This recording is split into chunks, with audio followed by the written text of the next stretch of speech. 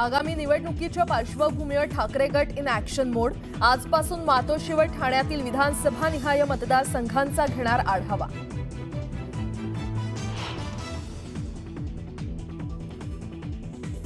मराठा आरक्षणासाठी मनोज जरांगे मैदानात। अंतरवाली सराटीतील जरांगेंच्या उपोषणाचा आजचा तिसरा दिवस।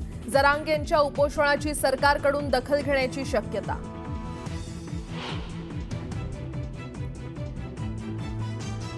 जरांगेंच्या आंदोलनावर पंकजा मुंडेंकडून चर्चेची तयारी। मनोज जरांगे पाटलांनी सकारात्मकता दाखवली तर अंतरवाली सराटीत जाऊन भेट घेणार असल्याची भूमिका स्पष्ट।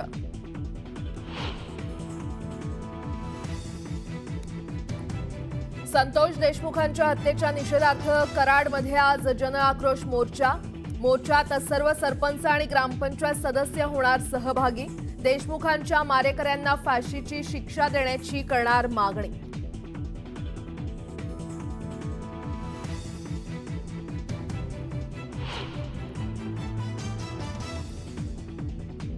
मुंबईकरांचा प्रवास होणार वेगवान। आजपासून पूर्ण कोस्टल रोड मुंबईकरांच्या सेवेत। सकाळी 7 ते मध्यरात्री 12 वाजेपर्यंत खुला राहणार मार्ग।